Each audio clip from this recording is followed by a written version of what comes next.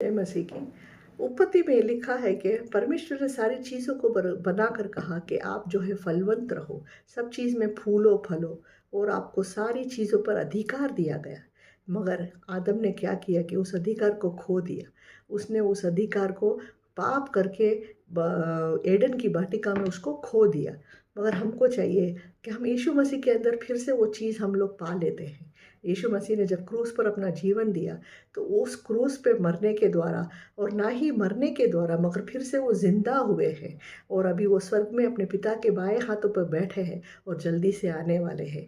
और उनके जिंदा होने के द्वारा वो सारी चीज़ें जो हमने एडन वाटिका में खो दी थी उसको फिर से हमने पा ली है। यीशु मसीह के द्वारा वो सारी चीज़ें हमको फिर से मिल गई है। इसलिए हमको चाहिए कि हमको जो है हर चीज़ में फलवंत होना है।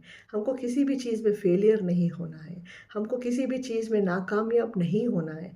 हमको हमेशा हमारे साथ जो है उनका आशीष है, उनका वचन है कि वो कहता है कि तुम हमेशा फलवंत रहो, तुम हमेशा फूलो फलो, तुम हमेशा जो है ऊंचे रहोगे। उनका वचन भी ये कहता है कि तुमको सिर बनाएंगे ना कि दुम बनाएंगे, तुमको ऊंचा रखेंगे ना कि नीचे रखेंगे। इसलिए हमको चाहिए कि हम उनके वचन पर विश्वास करें, उनके वचन पर हम ध्यान लगाएं कि किस तरह से हम फलवंत हो सकते हैं, किस तरह से हम सब चीज़ों पर अधिकार पा सकते हैं, किस तरह से हम फूले और फले। और ये सारी चीज़ एक ही के द्वारा हो सकती है, वो है उनके वचन के द्वारा। उनके वचन हमको बताते हैं उनका मार्ग।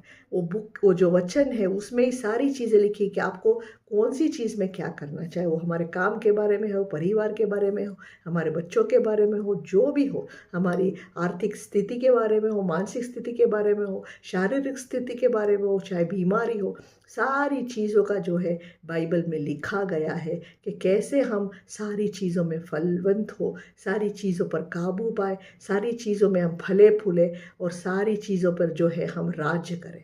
इसलिए हमको पूरी तरह से ध्यान बाइबल पे लगाना है। हर दिन बाइबल को पढ़ना ये बहुत ही ज़रूरी है। हर दिन बाइबल पढ़िए और उनका मार्गदर्शन पाइए। उनसे कहिए कि आज के दिन के लिए आपने मेरे लिए क्या रखा है। तो आप विश्वास करिए कि एक दिन भी आप नाकामयाब नहीं होंगे, एक दिन भी आप जो है सफलता से दूर नहीं रहेंगे। हर दिन जो है आपका सफलता से जाएगा।